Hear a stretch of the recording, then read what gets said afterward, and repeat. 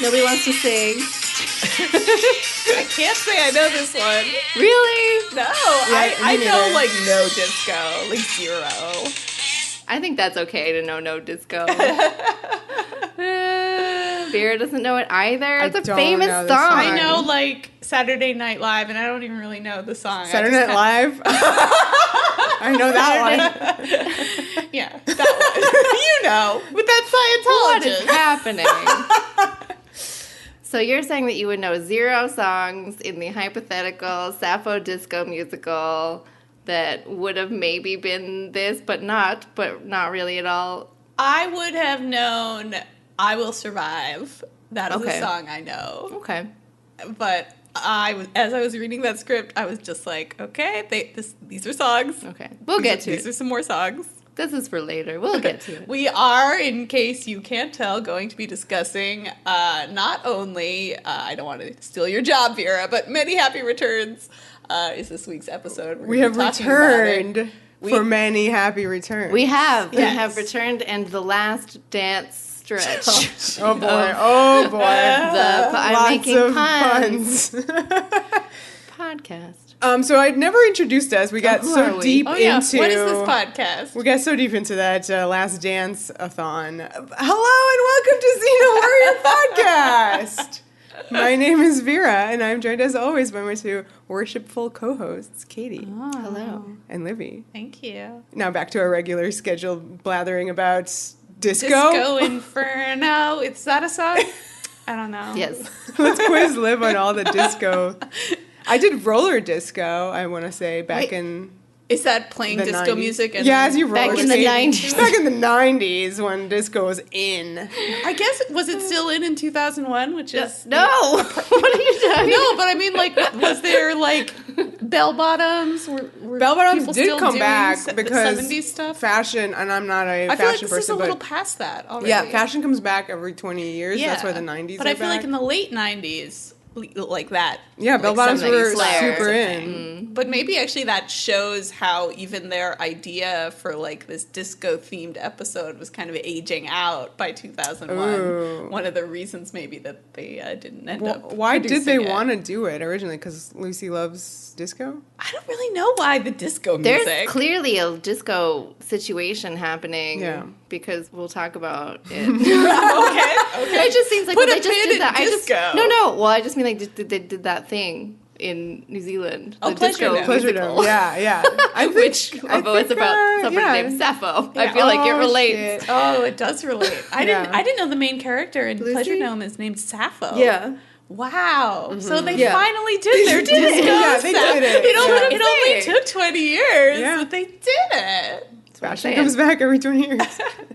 Did we have anything Yes, to we say have before we... some business to attend to before we actually get into the Disco Inferno. By the way, I hope everyone's summers are going well. Yes, we missed you. Yeah, we missed podcasting. We're back. This is going to be 7 hours long. 7. On many heavy returns. We're going to return and return and return within this episode. And it'll be happy. It better fucking be. But yeah, this is the first of our last Dance? stretch of I did that pun podcast. already. We Yeah. did it. Stop it with the disco. Next time we're gonna do Soul Possession. Yes. Oh, great. And then as a reminder, we are going to have a mailbag. We're Mailbag. going to do a mailbag before the finale, and it is going to feature questions that are not about the finale. Ask us other things. So if you have questions about anything, Sappho. about the podcast, about season 6, about just Sappho. And remember, it doesn't have to even be about the podcast. It could be like whatever. Exactly. Yeah, we're Just happy- any we're happy questions. to talk about whatever. Except for math. I cannot do math. Don't ask me math questions. Oh my god. I would second. That would be funny if someone just did. Now they will. Hypothetical. Here's like 8 math problems Now for we're you to gonna solve give us podcast. If a guy was going to town in a rowboat. Who wants to go to town with a guy who drives a rowboat? Oh, yeah. Extra points to anyone who gets that reference. I don't. Oh, Romy man. Is it related to Show. Saturday Night Live? No. Now, is there some sort of form that's supposed to be sent out and or was sent out to people? This Yes. is patrons specifically. Right. So we keep talking about, we have, of course, this episode and the next episode, as we mentioned, mailbag, 2 episodes of the finale, another finale-based mailbag, etc. wrap-up. Maybe something after that. We'll figure that out as we get to it. But we also have sent out, or if we have not sent it out, then we will send it out very, very soon. But we should have maybe done so already. If you are a patron and you are owed a mini-sode topic, you should have received a Google form to fill out, sending us what you want us to talk about. So if you have not answered that yet, please go and do so and let us know, because we have a whole bunch more podcasts to podcast. So it seems like we're winding down, but really we're not, because we have a ton of minisodes to record, and we're really excited to kind of do like all the things that you guys want us to talk about, whether it be Xena related or not Xena related, within a particular reasonable, We're happy to don't talk go about crazy. other TV shows. We're happy to talk about movies. Yes. We're happy to talk about, whatever your heart's desire. Exactly. Send it to us. Yeah. So you should be looking out for that. Yes. And then contact us if you are owed one and you have not received it. We will figure it out. Okay, Vera, shall Let's we dive do in it. to Many Happy Returns? 619, Many Happy Returns, written by Liz Friedman and Vanessa Place. Liz! Yeah, this is our team who brought us Helicon. Yes, they back. They back, baby. They also wrote some episodes of Hercules. Who cares? And this is directed No by... Hercules shade. We get like Right, bad reviews because Yeah, of that. yeah, it's true. Yeah. It is true. But then also it's on brand, right? I So we know. gotta keep Well, at it's it. not as good, so. Yeah. And he really does suck He as a human does. being now. Oh, So. man. Anyway, yes. Directed by Mark Beasley. Buzz, Buzz, bitch. This is a great outing for him. It is. I assume Very this is his different. last. I didn't actually Yeah. look that up, but we should have been saying that all along. Probably so-and-so's last directorial Do we outing. know That's true, who directed yeah. Soul Possession? Who directed Soul Possession? That's the only question I have. That's a spoiler. Is is it? Yeah, for next time. Not if it's Mark Beasley. It's not. I don't know off the top of my head. Well, I think about soul possession every day of my life. So I Really? should know it. Oh no, it's Josh Becker. Okay. We should have guessed Yeah, we that. should have We really really should have known. Okay, All right, so so his last. tea spilling next time. This week, though, it's Buzz for the bees. Yeah, this is like I would never have guessed that this would be an episode directed by Mark Beasley. Except for the guess beautiful not. outdoor stuff, which was like just really rung Legend of the Seeker vibes for me. Ah. But like That's a good point. it's That more last about scene, beautiful yeah. New Zealand, if anything. But nothing specifically was like, whoa, about it's just like a fun app. I Yep. enjoyed the direction on this one. I think, Yeah.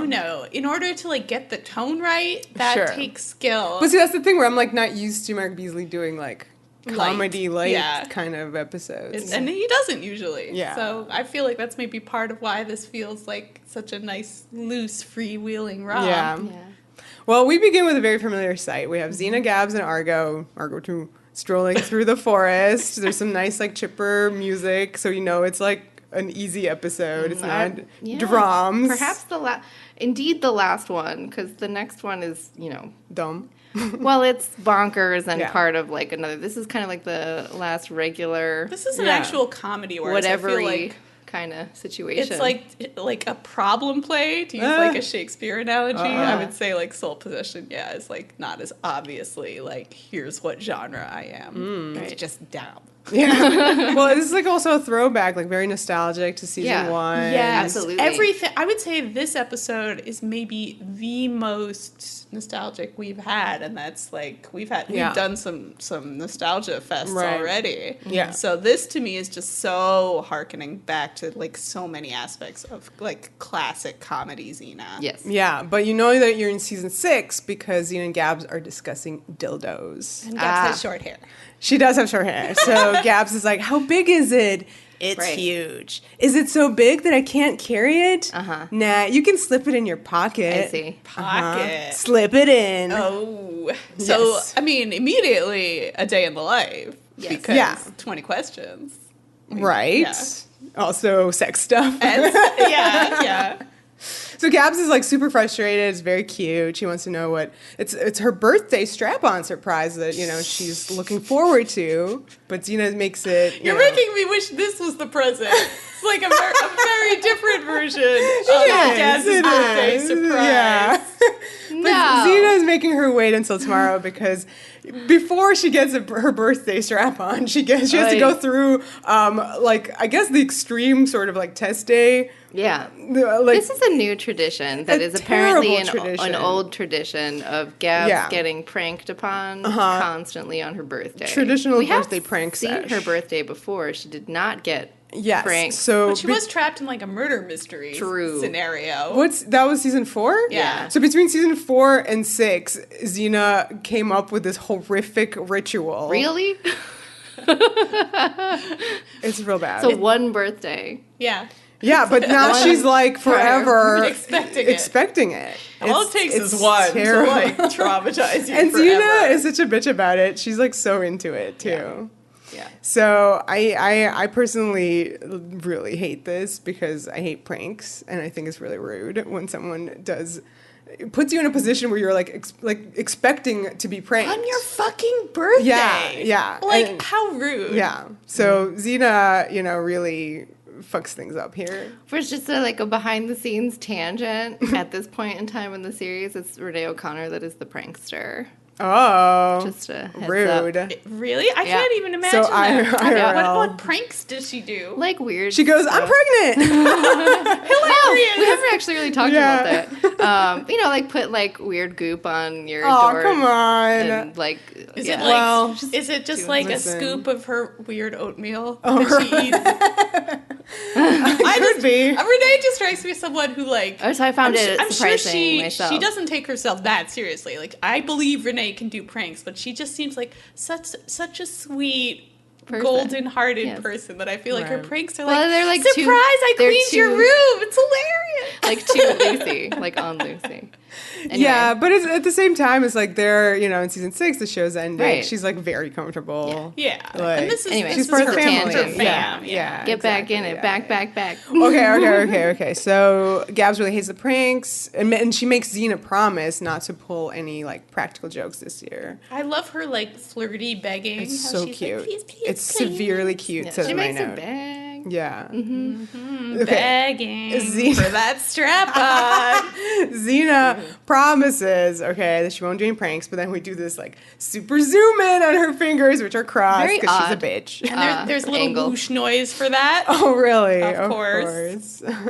Okay, so then we get into the plotty business a tiny bit. And I love that this episode just hand waves the plot. And I think this is Liz Friedman and Vanessa Place know how to just be okay, we know this show, you know, there's a MacGuffin, there's a king somewhere who's getting coronated. We're never going to mention this again. Why does he need Hermes' helmet for his coronation? Why is Xena okay with this? I don't know. She's giving a king this powerful object. It makes zero sense. Don't think about it. Oh my god. I feel like this is I was just immediately imagining Burger King. I wish Burger King was back. We've had so many of these sort of powerful objects. This is just so old school immediately, this setup. And the fact that it reminds you of other episodes means they don't have to explain anything. You can just kind of go with the flow. We never even meet this king. No, he's not important.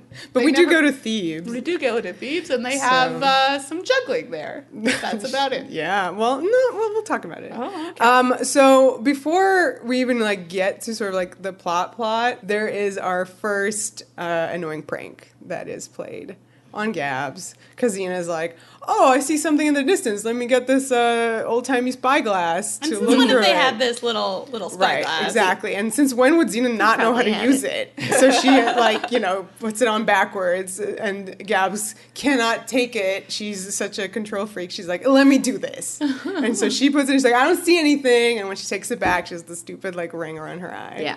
Which Liz Friedman loves, because she really gets a chuckle out of these kitty pranks. Aww. See, Liz Friedman would do actual pranks, not ha ha ha. I don't know. I think Liz Friedman and Rob would probably watch Stooges together and really laugh. Yeah. I think there's a love of it. That's why they get along. Yeah. their ridiculous like shenanigans are interrupted because we hear some zealots in the background doing zealot stuff. Some background zealots. Yeah, Doing so some zealotry. there's a ceremony happening on the beach. This is like the most gorgeous day. Also, like What's happening? ridiculous. The sky is popping. so the sunny. grass It's so is popping. beautiful. It's so blue. It's so green. Yeah, glorious. All right, these guys. Now, they're some sort of monotheistic cult. Yes. They are praying to Lord. And Oh, the Lord. Oh, Lord, the Almighty, He... The pop star Lord. Oh, no, he. she is from New Zealand. Yeah, so. Oh, So, this, I don't know. I don't know what to make about from this. this warlord, I think.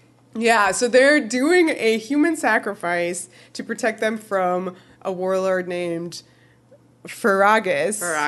Who I'm just going to call Fergus. Fergus. And they have a very intense contraption where it's like a lady on like a conveyor belt that like basically throws you crank it, and then there's like a ceremonial cut of a rope, and then that sacrifice goes flying over. Yeah, it was very elaborate. Needlessly elaborate when you could just pick her up and throw her over the side of the cliff. Exactly. Right. Yes. What is that? It felt ceremonial, I guess. Like, I guess so. graceful. I think these guys are very into their Slide like like Rube Goldberg devices. Yeah, it was then kinda later, like that. The Yeah. sacrifice machine later. That you're was like, crazy. Why, that thing. guys? That didn't make any sense. Their lord loves this shit, I guess.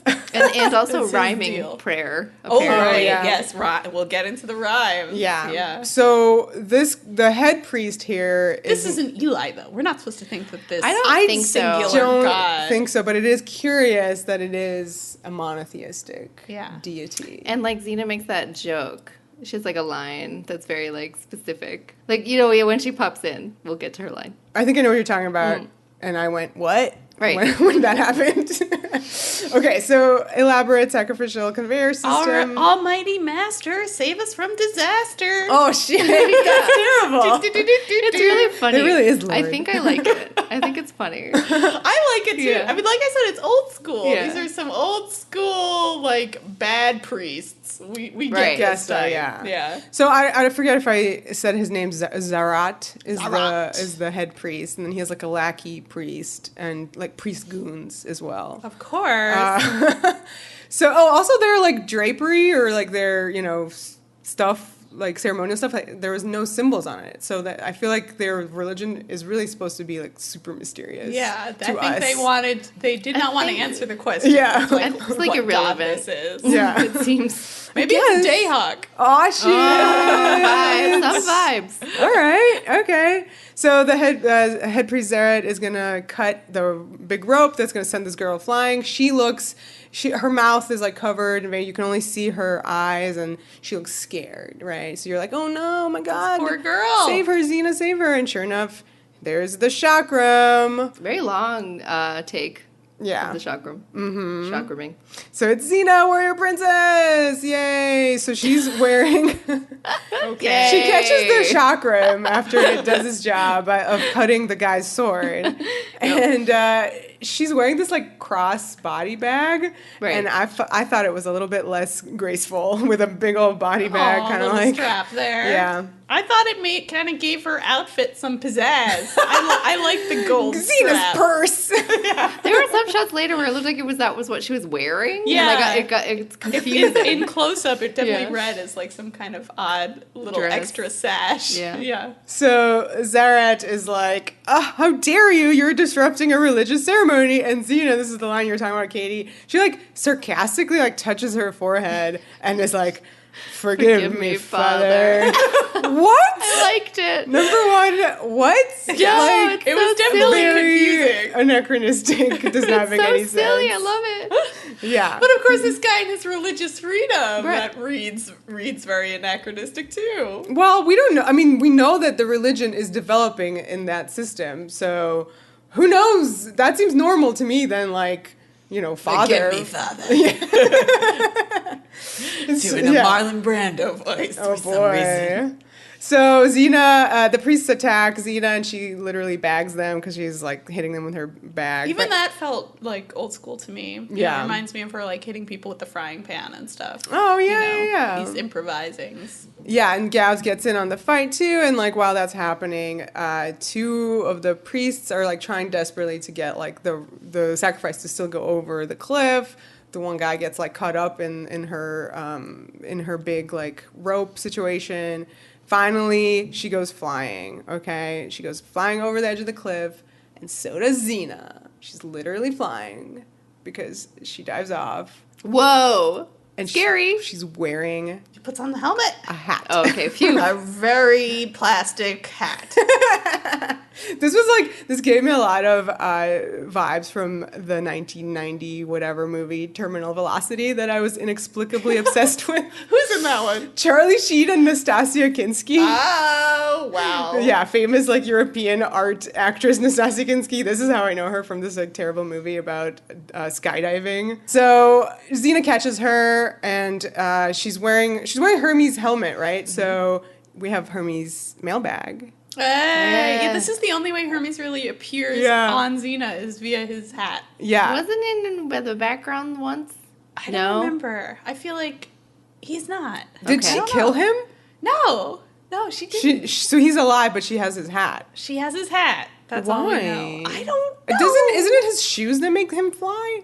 I mean, sure. I don't know Hercules. Everything about him. He does have little wings on his feet, but his helmet has wings too, so... Maybe, like, every part out. of him knows how to fly, and, like, I don't know, somebody has his sneakers. Maybe somebody once bought him the shoes and the hat and was like, you can fly if you wear these. And it was like a Dumbo, like, feather situation. The power to fly was with him all along. No. We'll write that fanfic. Yes. I enjoy seeing Xena do Superman pose, like, in the air, saving a lady. She definitely, that was is beautiful. Yeah, she moment. carries her off like Superman. It's very specific. She does 2 heroic savings of this girl in this episode, which were very specific. Like, I really liked. Yeah, I like that. It's nice to see Xena saving a damsel in distress. It used to be Gabs, but of course we're glad that it isn't Gabs anymore. So she flies her and carries her to the woods, and then she like unveils her. It's a young blonde. She's pretty. Just how Xena likes cute, them. Yeah. The actress's name is Katie Stewart. She is very good, I think, in this episode. Yeah. No, I like this character her. and actress. Yeah. So naturally, the girl starts worshiping Xena. Mm-hmm. I love this, how she calls her, like, oh, divine presence. That's exactly how I would address Lucy Lawless. Let's address this moment with the seriousness that it deserves.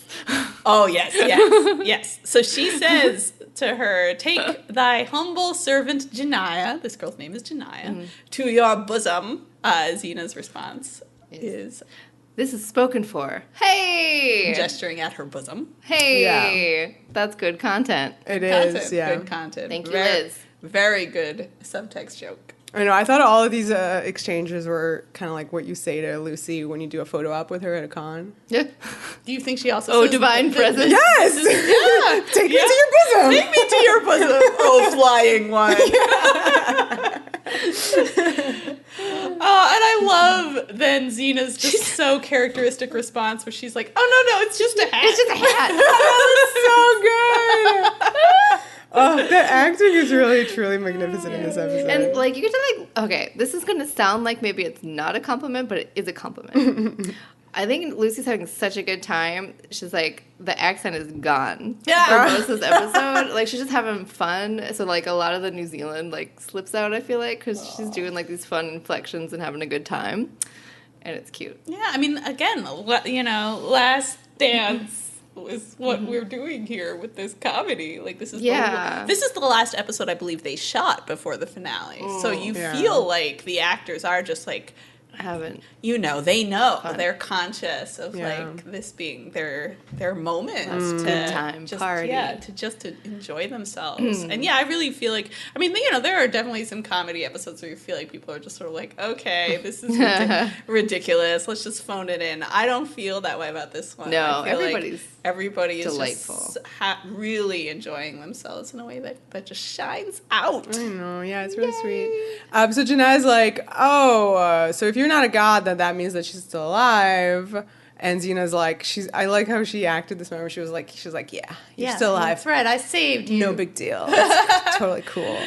And Janai's like, what the fuck? You ruined my sacrifice. Oh, surprise. Surprise. Twist. She wanted to do What? So this is a fun little irreverent spin on some classical themes, having the girl who actually like wants to be sacrificed. Something new, yeah. This is a bit of Iphigenia, which you see in her name, that she's Janaya, who was sacrificed, I assume against her will. Who sacrificed her?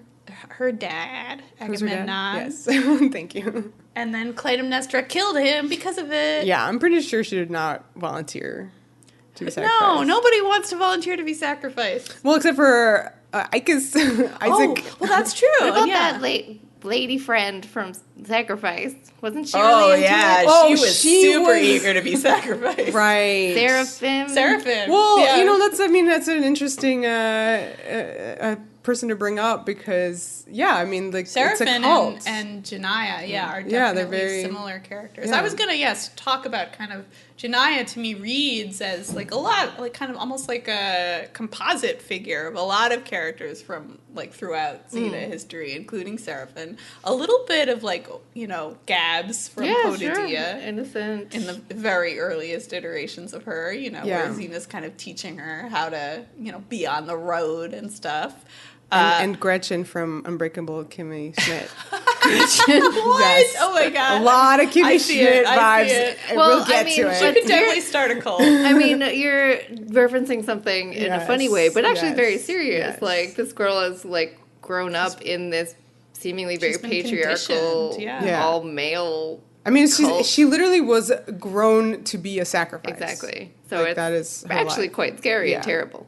I also think there's a bit of Terra in there because, you have that kind of sense of Xena taking a new character under her wing. Right. So, I feel like you see a lot of these sort of figures out of the past in Janaya. So she's very cross with Xena for saving her because, as we mentioned, she's been sort of born and bred for this sacrificial thing, and she's really into it. It's her duty, etc. Then Gabs runs up, and Janaya, in her rant, literally cannot finish because she's like, "What the fuck is on your face?" I liked that. And that, I think, was immediately, like, endears Janaya to us. Because you're like, this girl, she isn't a seraphim. She isn't someone who sort of lost her sense of self. She clearly still has it. Xena goes, "It's a birthmark. We don't talk about it." And Gabs figures out that she's been pranked. Yeah. And then I love that, she kind of takes it out on Xena by being like, if she were God, I couldn't do this. Stooging. She would be susceptible to stooging. Not a She pinching. grabs her nose nostrils, and there's a butt thigh butt. pinch. There's like an attempted boob punch, I think, Little as bit. well. Only attempted, Well, though. yeah, because Xena's like, no. No. Not in the boob. Her hand. She almost like breaks her hand. Yeah. Okay. So then Xena says that maybe Janaya's God sent Xena to save her. Xena tries to, like, logic. Yeah, Yeah. she does Yeah. a lot of that like opposite logic, which is kind of valid sometimes. But Janaya's like, well, maybe he sent Xena to test her. And so she decides testing! I know, God. Well, we know Xena loves those. And so she decides to hold her breath and like sacrifice herself. Yeah, that was comedic amusing. moments. Yeah. I love, though, Gabs' line that if only they could introduce her to the gods they know, Yeah. she really won't want to throw herself Yeah. off a cliff for them. I thought that was a really funny distillation of just, like, their entire attitude towards the The gods. gods, yeah. So, meanwhile, Zaret finds out that their sacrifices are very much alive. So that's like a whole plot that's happening. They're looking for Janaya all through the rest of this episode. So then we cut to the warlord camp of Warlord Fergus. Number one warlord, I think, Ever. in this show. Ever. Yeah. Like fave. Give this man an Emmy. Is Yes. absolutely magnificent. Who is Yes. this His name is Hori Ahipene. He's fantastic. He was in the Awesome. piano. man? Oh. Oh, shit. And he's a big New Zealand actor. He's done like a lot of sketch comedy. Okay. Oh, I he's can so tell. perfect. Imagine. Like, this is, I mean, and it's old school in a way that normally I'm looking at Vera. Yes. Vera would not normally love. Wait a second. Wait, well, because remember, we previously in the run of this podcast discussed the two types of warlord portrayals. There's like the serious kind where you're like goon warlord or whatever, and then there's like the more comedic spin on like, yeah, I'm a goon warlord. This is my. But I know it. Yeah, but I know it. Yeah, exactly. I know it. And so, I'm gonna turn it up to 11. This guy dude goes to like 1,000. Yes, he really fucking embraced it. It is a fantastic. I mean, they go overboard with like crazy sound effects for everything he does. It's almost that it's so overboard for the sound effects that I swing around into like really loving it. Like when he's like craning his neck and it's like a weird mechanical crank noise. Yes, like, it becomes almost surreal. Yeah, you're just like, okay. Yeah, it doesn't make any sense. Yeah, at one point he like runs away. They do like a Roadrunner from Looney Tunes. I mean, he had like, I mean this in the best possible way, like a cartoon energy. Like he reminded me almost of like a Disney villain because he's just like. He's just so animated. Yeah. How we were literally introduced to him is that he's looking at a platter, like a plate that has his reflection, and he's basically like praising himself, like, who's the best, biggest, meanest warlord I know? Me! You know, that kind of thing. Right. He just always seems like he's about to break into song. Maybe that's why I call him a Disney villain. Yeah, he really That's does. fair. Yeah. And he has a very sweet little son, little warlord son. And this to me is so Chariots of War. Yes. Like this is the exact plot warlord of Chariots of War. business. Yes. His name is Frankus. So we Frank. call him Frank. Frank and Ferg. Yeah, and he's sweet. He was in Whale Rider. Okay. That little actor. Yeah. I saw these are distinguished the piano and Whale Rider here being ridiculous. Yep. So he runs in with news about the zealots, and they say that the virgin sacrifice was taken by a woman. Dark, beautiful, dressed in leather. Who could it be? Yeah. Fergus, while he's like eating a chicken leg at this point. Yep. Yeah. Is Okay. like, this what? is the best part. He throws a chicken leg. Yes, he does. And we hear some ADR. Yes, we do. What does it say, Katie? Ow, my eye!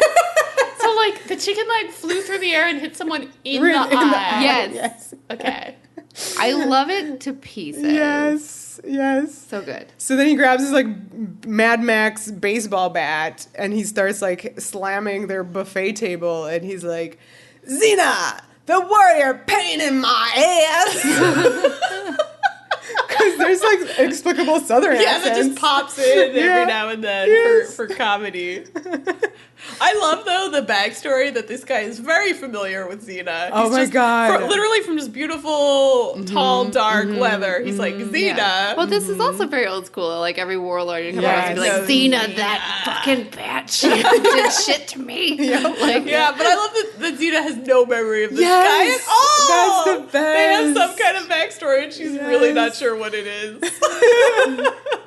So Fergus asks how Xena could survive falling from a cliff, and Frank tells him that she put on a helmet and flew. And then he's like, the helmet of Hermes, because everyone knows it. Everyone knows about this. Yes. Everybody watches Xena Warrior Princess. Yeah, so then Ferg sends Frank on a mission. We don't know what it is, but we will find out. Okay. So, Xena, Gabs, and Janaya. Okay. They're making camp. Camping. Yeah. So they're in that waterfall location. Is this Altered States? I think it is that Altered same States waterfall. which fits with what we're saying about Icus and the sacrifice. Right, and all the gay stuff. And Yes. so much gay stuff and the fish stuff. Fish stuff, gay stuff, all It's all classic. Yeah, they're making camp for the night. So Janaya says that at the convent she was locked in from sunset to sunrise, and that's like very terrible. Yeah. Gabs asks if she And like was she's raised not to be like a, right. Gabs asks if she was raised to be a priestess, and she's like, Yeah. "No, I was raised to be a sacrifice." Duh, like totally normal. Xena throws her some furs to make her bedroll, and then when Janaya turns around, like everyone's gone. Mm-hmm. Not only that, but they've like set up camp and like the whole thing is So in Yeah. 2 seconds, they also looked at each other very winkingly before they disappear, just FYI. Okay. It's time to like in fast motion set up our camp so that we can go swim naked. Right, exactly. And even Argo's naked there standing. Whoa, Argo, you naughty girl. So then, is this like an ADR line where we hear Gabs go, last one in is a centaur dropping? I thought that was Xena. Oh, well, one of them says it. I Yeah, thought it one was of them Gabs. definitely says it. They are definitely diving naked into the water. Yeah, nudes. Nudes. The nudes. The butts. Full nudes. Yeah, we see a flash of some butts. A Yeah. little bit of butts. Yeah, Yeah. there's some butts. Thank Janai you, Liz. covers... A what? Thank you, Liz. Thank you. Liz. I Yeah. don't know what was Always like how it thank would be you, Liz. written into the script. Like I They're think naked. they dive naked in. dive, Naked bath naked time. butt dive. Maybe thank you, bees? bees. Bees, I'm sure helped. Yes, the bees. Thank you, stunt butts. Yeah, thank you, stunt Doing butts. Anyway, very it's- important stunt butt It's work. fun. We need the stunt butts, says the Yes, assistant definitely director. stud butts. So Janaya covers her eyes. She's scandalized, Mm-hmm. right? But then she can't help but like kind of peek through. Shania is us. Yeah, peeks through those little thingies because of the splish splashing is happening there. It's been a while since we've got some splish splash. Yes, That's true. That's true. We yes. keep having these like really dramatic bath time conversations. I'm glad we're back to the true Just spirit of bath splashing. time. Splish splash, yeah. Wow, what's going on here, guys? Stuff is I don't happening. know. Yeah, knows? a good time is being had. Yeah, who's tweaking who? Well, Gabs Well, goes Gabs underwater. dives under. Yeah. Missing There's- from the scene. She's definitely missing. There is some Xena sort of reacts grabbing. and goes, in a way. So But She then- says, "I can't believe you did I that." thought that was Gabs that said that.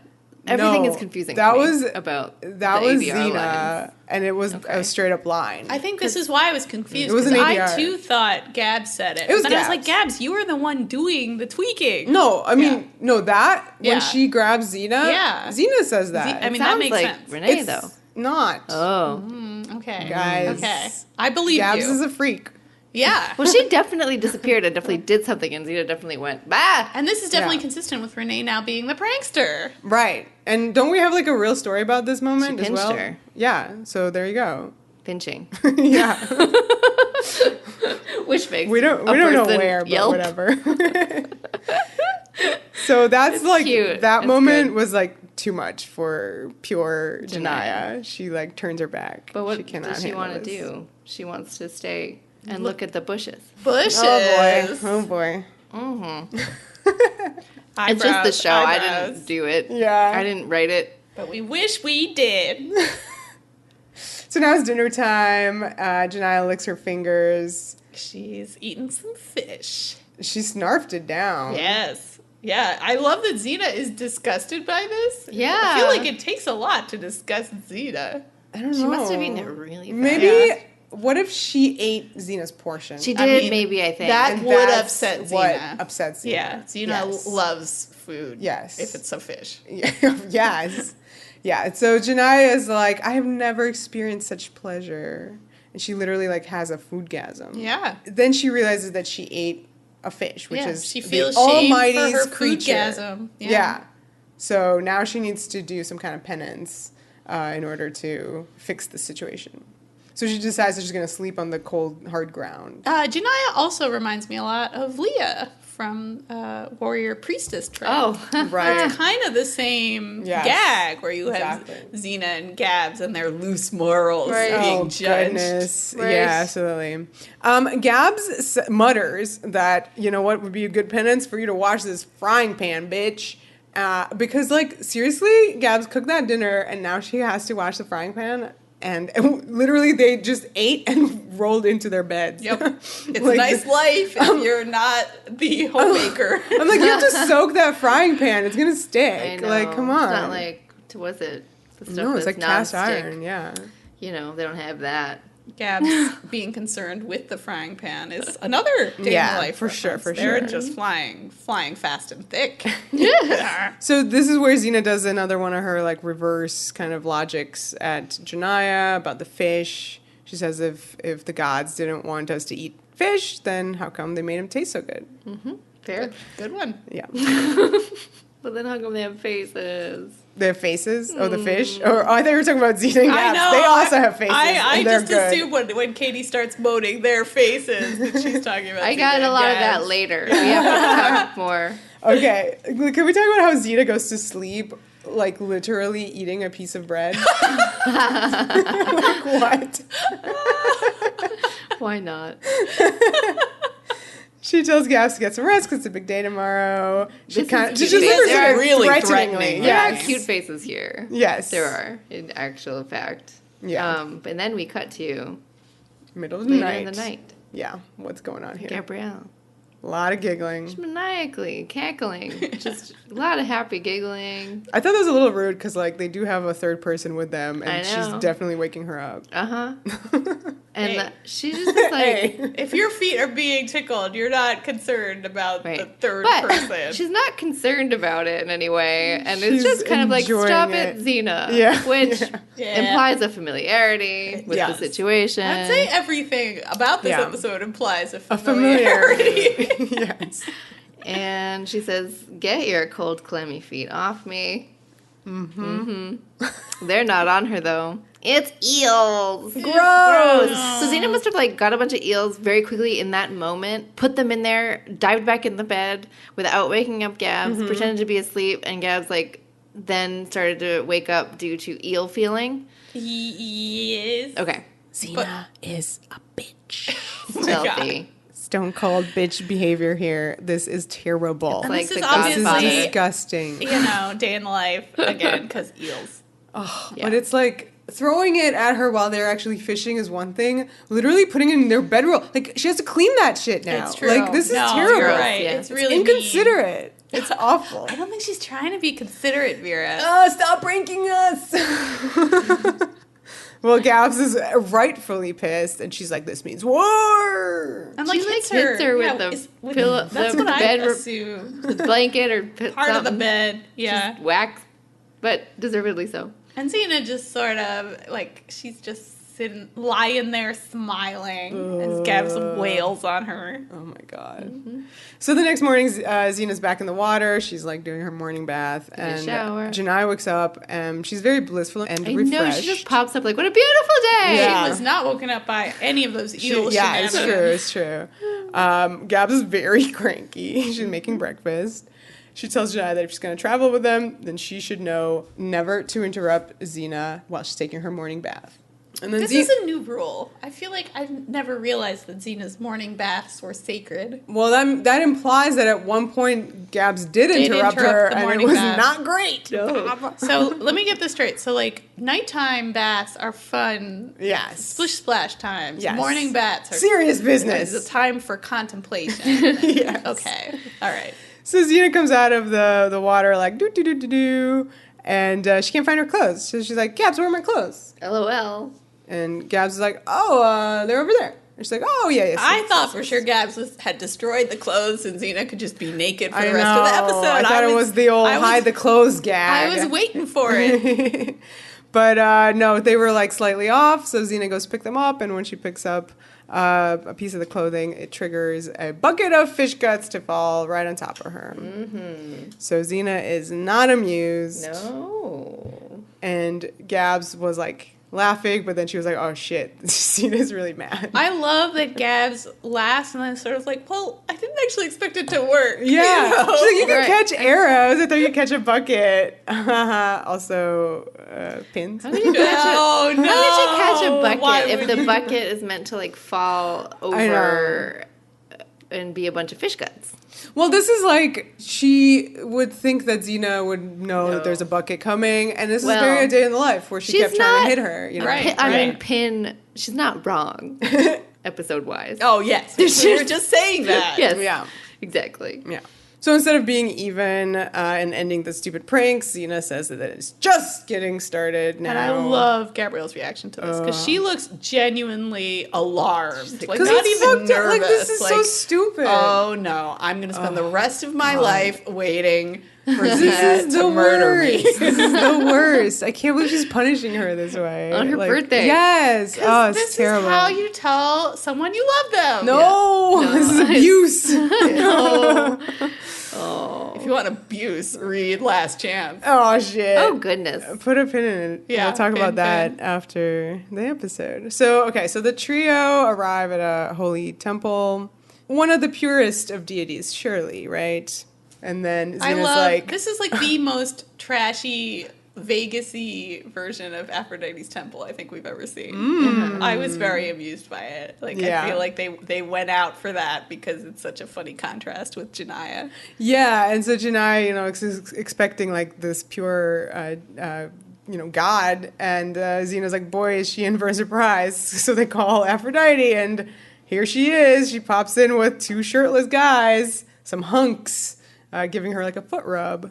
I love the lines where Janiyah says, disapprovingly, the goddess of love is evil. She's meant to strip women of their virtue and men of their pride. And I love Aphrodite's response, which is, well, you got the stripping men right. Yeah. I also like how she said, well, if it isn't my favorite girl group. I miss that. Yeah. That's super cute. Let's talk about how much fun Aphrodite is in this episode. This is her last episode. Yes. She doesn't appear in the... She does not. Even in the background? Okay. I don't think so.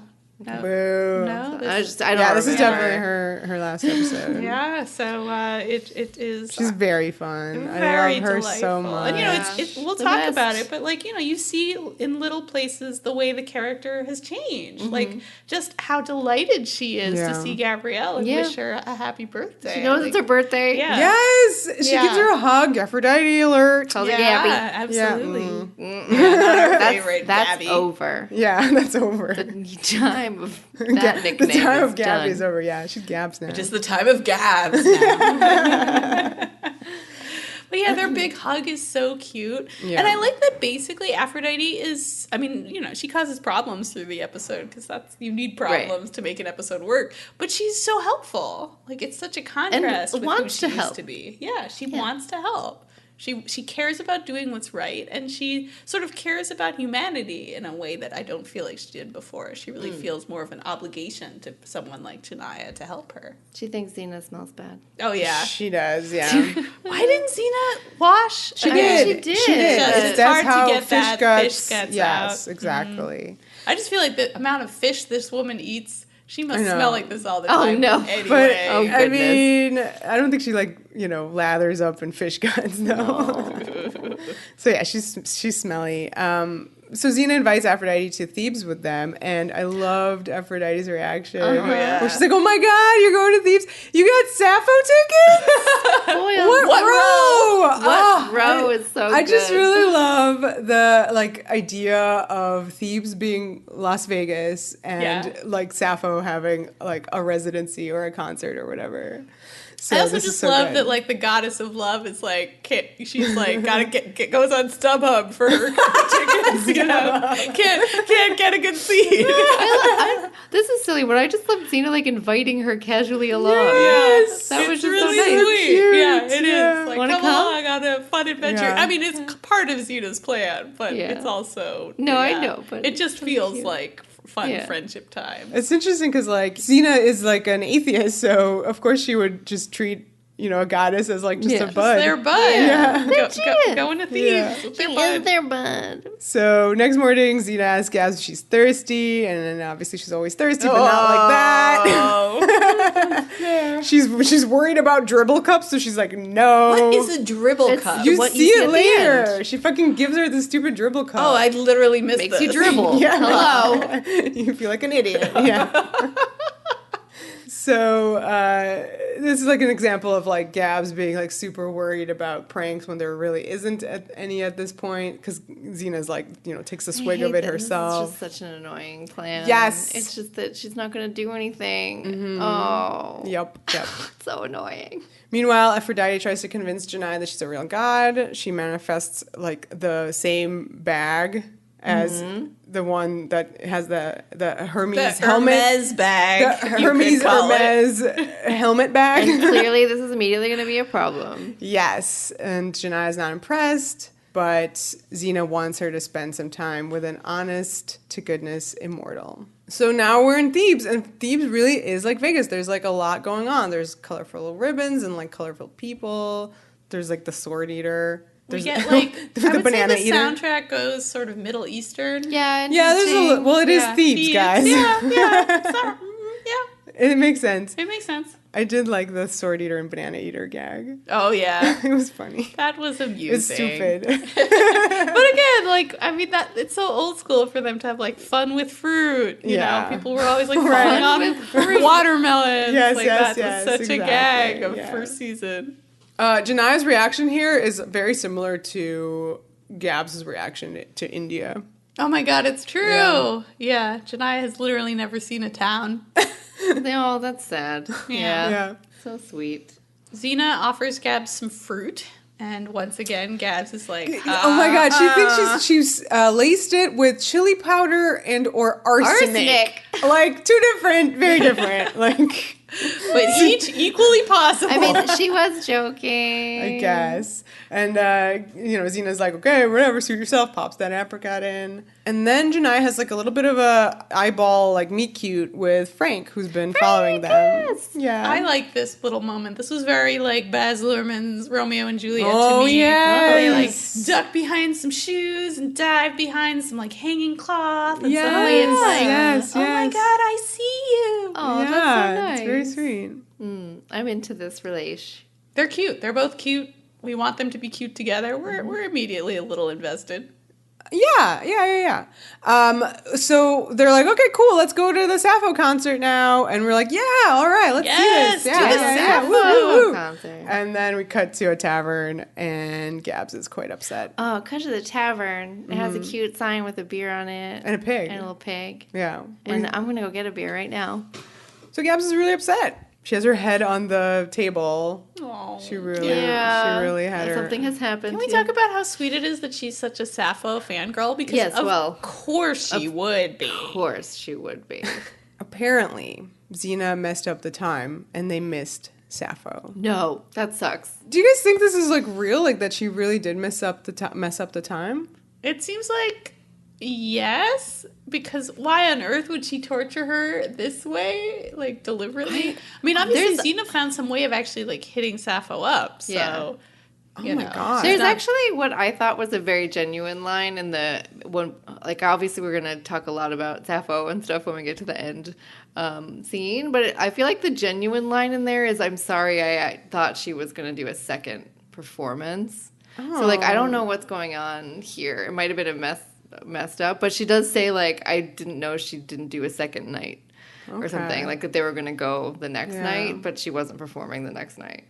It's weird. That's a line weird. In the end of it. What's up with Sappho's manager? Obviously, I do feel like Xena is genuinely distressed for Gabs that she has crazy. Missed this. I watched this whole episode thinking that this is all, like, there was never tickets to Sappho's concert. Like, it was never. But I mean, it's true. It's not the present. So. That's what I mean. I think her present is way better than going to just being someone in the crowd. Yeah. Right. Exactly. It's so much more. Though you could have had both. That's too much. Then she backstage. She should have gotten her. She should have met Sappho. Like, it should have been like the whole thing. No, but like what she got was like so much more personal than just like going to a concert.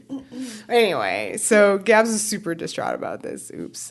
So Xena pours her a drink and hands her over the helmet bag, and she's going to find some food for them. So this is when we start getting shenanigans with the helmet and the copy of the helmet that Aphrodite made. Yes, exactly. So Gabs... Why did she have to copy the helmet as well? I know. Copied the bag? Well, no. She did copy... She copied the both. whole thing. Yeah. The whole thing. So whatever was in it. Although there is another bag that had like just lady sex toys in it. So she may have copied the helmet later. Yes. I think she... Yes, exactly. Trick the goons. Okay. Right. But yeah, for now they're just two bags, and we are told that Xena actually switched the bags. So she is now giving Gabrielle the fake, right? That's what she tells Gabs. Yeah, well, that's what Aphrodite tells her. Okay. Well, regardless, Xena gave her a bag, and Gabs got suspicious of it, so she switched them. She switches and it that back. was a bad move. And that's a bad move, yes. So suddenly Fergus and his goons pop in there, and I love when he pops in there, he's like, Xena! It's a little bit of a Bariases. I heard it. So she meanwhile like greets him with like, Fergus! And he's like, ooh, you remember me. Must have made quite an impression. And then she's like, it's on your belt buckle. LOL. LOL. He totally seems like the type who would have his name written out on his belt buckle. He wants the bag with the helmet. She's like, it's not for sale. He's like, who said anything about paying for it? And then she has a line, oh, you'll pay. Ugh. There's lines in this episode, It's a lot guys. of lines. Some of them are better than others. Yeah. And then there's like a big-ass old-school tavern fight. Gotta love an old school tavern fight. So yeah, we get, people falling over barrels. We get a lot of people hitting each other over the heads with like beer steins. Yes. You get the guy sliding down the bar. Of course. Yes. This is like the same set as, it reminded me of the bar in, where they were all itchy and gross. Oh no, it could have been the same. Yeah. In Sickness and in Hell. Yeah. No, thank you. That set, I think. No, thank you. So Xena yells that Aphrodite should teleport Janiyah out of there, and then don't forget the bag. And then she's like, duh, like I never forget a new handbag. So then once they teleport out, Janiyah finally believes that Aphrodite is a real goddess. Yeah, it's nice. She's finally impressed. And like more than impressed, she's like, okay, I worship you now. So this is what you're saying about Gretchen from Kimmy Schmidt. Yes, exactly. So meanwhile, the tavern fight gets super stoogey. Like it's like extra stoogifying now. My favorite part is when Xena like knocks a guy over the head, and before he can pass out, he first hands her his drink. Yeah. He goes, here. And she's like, thanks. That was really good, yeah. And then, like, the bag through shenanigans literally falls in Fergus's lap. And he's like, great! And this is where the Roadrunner, like, takes off with it. Gabs runs up to Xena, and she's drinking that ale that she got from the goon. Thanks, goon. Yeah, and she's like, Xena, we have a problem. Fergus got the bag.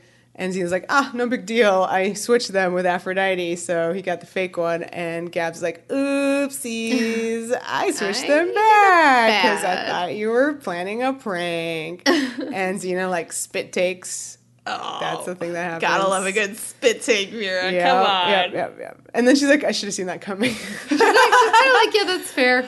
But Xena of the long con didn't see any of this coming. Come on. I know. Well, we love Xena when she doesn't. That's true. When the long con stopped working. If anyone could, like, make that happen, it would be Gabs, I guess. So. Yeah. So Janiyah got a makeover. Right. Oh, yes. She's got her own little pink lingerie. They look very sweet. And with she's like a mini-me of drinks, Aphrodite, yeah. I love the tiki drinks. They looked like they were coming from the club, speaking of tiki drinks. Yeah, absolutely. Fish Sticks Club, that is. Yes, Fish's Club for sure.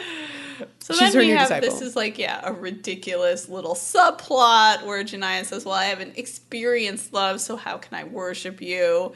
Aphrodite tells her to pick a guy, any guy. Yeah. She, of course, there's some grossos. Yeah, like gotta get the grosso the montage. plumber guy with the plumber crack. There's like a guy smelling his armpits.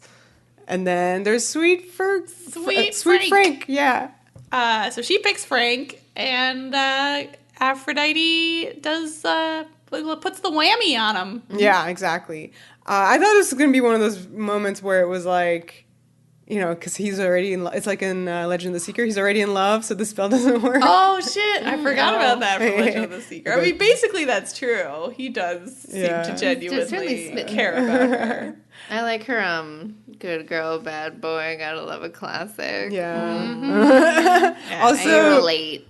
You relate? Yeah. Also, Janiyah called her Mighty Aphrodite. Oh, yeah, that was Shout out to that film. I guess so. 1995. Coin.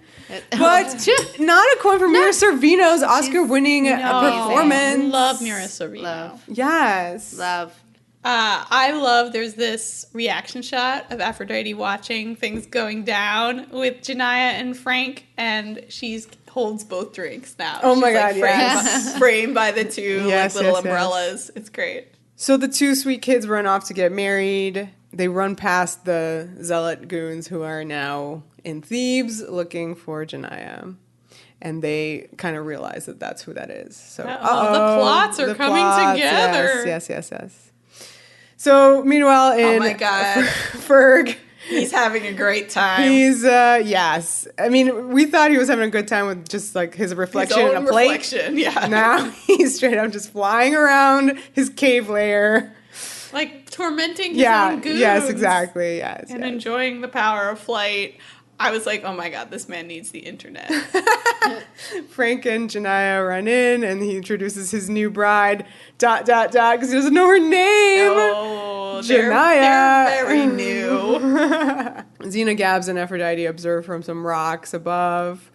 This is when I was really impressed because Aphrodite is genuinely contrite for like having fucked this up. Yes. She like immediately wants to fix it. She's like, oh, it was, I made a mistake. I'm gonna take the spell off. Yeah. And Xena's like, don't do that. You'll like really fuck with Janaya's brain, like in the middle of that room. So like, let's hold up. We have more ridiculous scenes. I know. to do. She's like, follow my lead. I was that made me go dear. What does it look like? Oh, dear. What does following Xena's lead in this scenario look like? Do you literally like walk with her to the back room where the costumes are and watch her like slowly make up her face? And you're like, get into character. I'm following your lead. Yes. This is elaborate.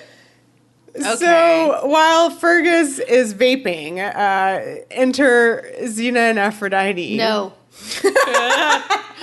Next slide. Next slide, please. They are Anthrax and his wife, Spitunia. Petunia.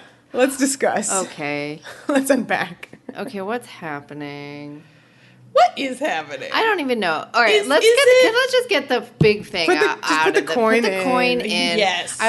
We need to get the big thing out of the way here. Xena's dressed up like a man. She's dressed up like she is Janaya's dad. Yes. She's wearing a turban. She's got facial hair. Yes. I cannot tell, and this is a debate in the apartment. I don't know what other people think of this. Clearly, when they go outside later and she has part of the costume on, it's still not an issue. It seems like the makeup is odd in the lighting. It looks like she's got a little bit of bronzer on. It seems a little strange. I don't know what's happening with the look. It's got this vague ethnicity to it that I don't understand, but she's doing a big southern accent. I really don't know what's going on here. I don't know the level of problematic it is. It feels like it is. I just think it's so confusing that I don't know. Do you guys feel the same way? Yes. Okay. Definitely. She's supposed to be like Southern parents, but like also. I think it's supposed to just be funny. It's supposed to be funny. I don't know. I thought it was very. I don't think hilarious. they're intentionally making her look like she's like has a different skin tone or anything like that. It's just like something strange Well, is it's never happening. like intentionally supposed to be I know. offensive on this show. No, of course we're well aware of how that Yeah, works. and luckily that isn't the joke. Isn't It's not. That is not the The joke. joke is Anthrax, the dad. Yeah, the joke is just she's being a hilarious dad person with a big Southern accent. Yeah, It's like a strange. big belly too. It's enough embarrassing to me that I don't feel comfortable watching I have it. to say, I was more embarrassed when they did that one with Autolycus. Yes. That was more Yeah. embarrassing to me. I agree. Yeah. So anyway, it's not the greatest. Well, Spetunia's fun. Petunia is hilarious, and so is Belle. Well, Belle, I mean, Belle this is takes the the cake. true star of this scene is when they she's- introduce. Xena is also wearing like a fat suit. Yeah, she's got a belly. Or whatever. Yeah, I don't know. She's doing her best, So dude. Lucy Lawless went to town Yes. with this character. She had the greatest time. She hit on all the female crew members. But she also tormented the dudes. Don't worry about it. I'm sure also tormented Equal the opportunity. dudes. Tormenting. Yeah. But yeah, she really seemed to enjoy I'm sure she had a blast. getting to play this character and play with gender. And of course, having Xena play with gender so overtly after years of kind of doing other kinds of gender role play. Like this She did it in this episode as Superman. Right. So this, I mean, feels very true to the spirit of the show, even though it definitely has some issues with being. I wish that was styled a little differently, I think. That's all. I mean, also, like, is this just clothes from, like, Thebes? Is she supposed to be a Thebes man? I just don't. I mean, I part don't know. of it is A Thebian? is the just general indefinable. Yeah. I don't You're know. just like, oh. Like, what if she just wore, like, an Autolycus outfit? And what if she put on, like, a short hair wig and, like, I don't know. Yeah. Not like a turban. A I don't know turban. what's happening. That's Yeah. all. Anyway, everyone else. Yeah, I think we should talk about fun the star of as this well. scene, Belle? of Belle's bridal bond. She was the ding in wedding. Oh my god. Wow. The big southern accents are fun. Yeah. I don't know why they exist. It's but just like a it's thing fun. that everyone decided is upon. Janaya from the South? Apparently. Why is everybody from the South now? Every place has a South. Every place has a South. So while Gabs, is discussing harem pants Yeah, I know. with the warlords. I can't wait to see the wedding that Belle would have planned because Yeah. it sounds like it was mostly harem pants. So, okay. Xena and Aphrodite take Janaya and like they reverse the spell. Xena then gives her a stern talking to. Yeah, I like this speech where Xena says, that she needs to like be her own guide in Yes. life. That she can't just follow every deity that impresses her. And I love that when Xena asks her, like, well, when have you felt like yourself? When have you been happy just being yourself? And she says, with you and Gabs. And you're like, duh. But this is like the most Gretchen from Kimmy Schmidt moment where Janaya is like, well, who should she follow, And then Xena's like, you gotta stop following. Maybe you can be your own guide. And like, so then she's like clearly gonna create her own cult. Oh, I mean, I would have loved if it had gone the Gretchen route. In a way it does, right? She's gonna, we'll If find it's sort out of, yeah. her final resting place. Meanwhile, Ferg's getting a makeover. He is, and I guess like the point of this is for Gabs to get him to take off the helmet, and he's very attached to it. He won't do it, but he got the whole outfit happening here. Yeah, this is a fabulous outfit. He looks amazing. Belle knows what she's doing. And then Anthrax comes, Anthrax. and Xena knows how to get him to take off the helmet by making him show off his scars. Yeah, time for a dick measuring contest. Exactly. Guess what? Xena's is bigger. So he goes and he shows off this big scar he got on his head from Xena. And this is where love she this. looks at it and she turns to Gabs. She's like, I don't remember this. So good. But it seemed like she knew what she was doing in that moment. Like she wanted him to do that. I don't know. Well, she did because that got him to take off. The I don't know how she would wanted know. to take the helmet off. Yeah, I don't know. But Whatever. she didn't know that was there. Maybe like Excellent. she, intuited that maybe a guy would have like a warlord would have head. Yeah, of wounds, course. Worth a shot. And those are the most impressive scars. Exactly. So he takes the helmet off, puts it in the bag, and then they swap bags again. It's Aphrodite's job to teleport Janaya with the bag that has the helmet out of there. She does that, and she teleports us to the marketplace where the zealots immediately Just get her. immediately swipe her up. Yeah. Leaving one little pink shoe behind. for clues. CSI Thebes. So this is the part where we get Xena, as you were saying, Katie, like kind of like coming out of drag. Yeah, she's wearing She- her own clothes. She no longer has the bronzer, No. but she does have the mustache. Which still has a did she even mustache have to begin with? Because the lighting in there was We'll a weird. we'll that's- never be sure. Again, Yeah. we'll never know. The eternal mystery But of for Anthrax. sure in that scene, they would never have her even if there was bronzer involved. I don't know why they would do that. That's But the in thing. the following scene, they would never have that because that's an entire like. Why would Right, they then it have would her read in? differently. Yeah, Yeah. like she would be Xena. I don't think it's there. I think it's just the wearing lighting. Bronzer. It's Yeah. just bizarre. I think Anyway. they probably tried to give her facial hair, like Yeah, They like did. I mean, She had, not like- just the like Have black shadow, actual yeah. applications, but like some makeup to make it look kind of just like Contouring? darker. Yeah. But it just didn't read Right. how they intended, Agreed. or maybe it did. Anyway, she's and they're fine out problematic. here outside. She's One more fine. coin for the, the show road, is certainly problematic. and another coin for the road. But we love it. All right. So Xena is very mad at Aphrodite for sending Janaya to the marketplace where there's these zealots that are hunting her. And Gabs explains that, like, yeah, that's what's happening. And Aphrodite is like, that was a true story? That was really funny. Yeah, that one cracked me up. You're like, yeah, plots are ridiculous on Xena. Welcome, Aphrodite. And then Fergus discovers that he has a bag full of lady shit. And he's like, Xena! What is lady shit? Because I was trying The to figure out what's sex in there. toys. It's mostly sex toys Yes. in there. Okay. For I sure. definitely saw the lingerie. And sex toys, and obviously. Those are the two things that You know. Aphrodite would carry in a bag. Yeah, strap-ons. Wait, so Gabs' present was in there? Well, maybe conjured it? maybe a part of it. Oh boy. Just the harness. Yeah. So, okay, so Xena discovers Shania's shoe. Can you imagine if she was like, I got you this beautiful Sappho poem and a sex Oh, squid? well, you know. A sex swing. I heard sex squid, and I was like, ooh, what's that? No, that sounds like something Xena would give her, is a sex squid. Oh no. We're in Maybe the Gabs would have gutter. liked, I think she would appreciate both those A gifts. sex squid? She might do. Yes. We're so in the gutter. Let's swim out. Okay, so they think that Janai's gonna be sacrificed at the Zealot Temple 2 miles down the So road. exact. I've been on Google Maps. It says Zealot Temple with a little dot. Yeah, drop a pin. Let's get the Uber. So they go there.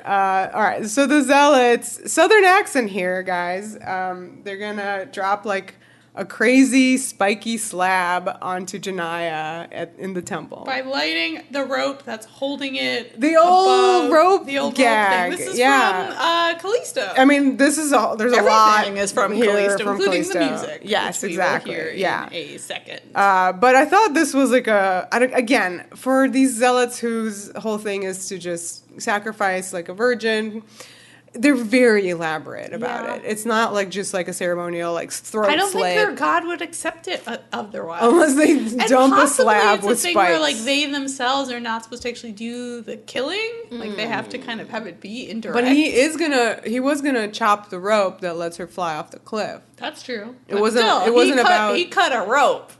That's true, but here, I mean, I get it with here where it's just a torch That's that true. does it, you Yeah. know?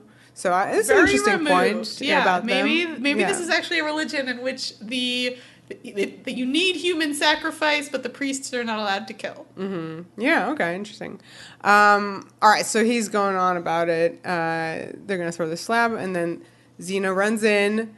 Zarat is like, haven't you heard of religious freedom? Again And- with this shit. Yes, and then Xena's like, your religion sucks. I'm going to end this. Sarah's like, we'll see. And then the rope goes on fire.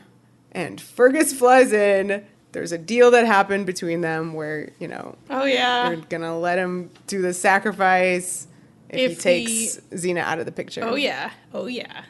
And this is a fun fight because we get flying Ferg versus Yes. Xena, who can fly anyway. I know, yeah. Because she does flips.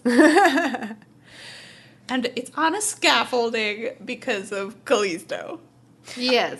Of course. Just, yeah. And also Just because to reference it. yeah, but also because they need to do fun, sort of a fun new fight that involves somebody flying around with its helmet. So, yeah, you that got was it. pretty fun. There's some funny lines in this where Ferg flies in and he's like, he has a sword out and they explained that he promised to take Xena out for them. And Gab's like, since when do warlords keep their promises? And he said, since I wanted to kick your butt anyway. Yeah. My favorite is, what's the matter, Xena? Losing your touch? And she's like, touch this! Oh boy. Yeah. So he's like, he's like suspended in the air, kind of like squiggling around and like, you know, trying to fight her with a sword and flying around. And she's like going off on these scaffolding. And for that line in particular, the touch this, like she puts a ladder like all Just over him. his head, and it takes him forever to get out of Yes. this situation. She's just banging him off the walls Yes. via this ladder. I thought the flying effects were pretty good. Yeah. I was impressed. I just like that it was It like helps this. that it's so comic. It's very comic, but it was like a fun way of utilizing this idea that a warlord is going to be flying around trying to attack you. So this temple was getting renovations, obviously. They had all this obviously. scaffolding everywhere, conveniently. So Xena has lots of things to climb to get Yes, the upper hand yes. and then trap him. Yeah, like this was more natural than the elaborate thing that remember when they were going to sacrifice Varia? Like she Yeah, fought that was stupid confusing. guy Magathon. We just weren't Oh. sure why there Yeah, would be like, scaffolding over that was just that yes, acid. exactly. Yeah. So like here, it's like much better or more organic, I guess. And also it's just such a comic episode that you accept these sort of ridiculous settings Yeah. without thinking too much about it. I really like that at one point in this fight with Xena and Ferg, she snatches the helmet off him and he just plummets. Oh, That's how it would be, of course. you know? Yeah, it makes total sense. I also liked a little moment that I thought might have just been an accident where Ferg has, I think, just fallen with the ladder on him.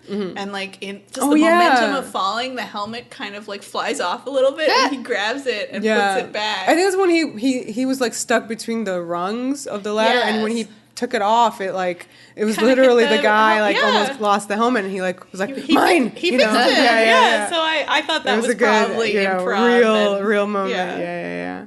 So when Xena grabs the helmet from him for real, she throws it to Gabs. Gabs runs off screen.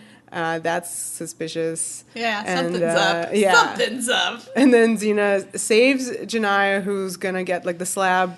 The rope burns, the slab starts falling, and then, she does not get squished. Saved. Surprise. Because Xena grabbed the rope and, used her weight to...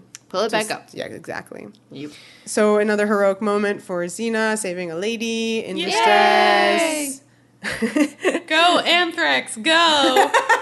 But, Zarat has Gabs and the helmet.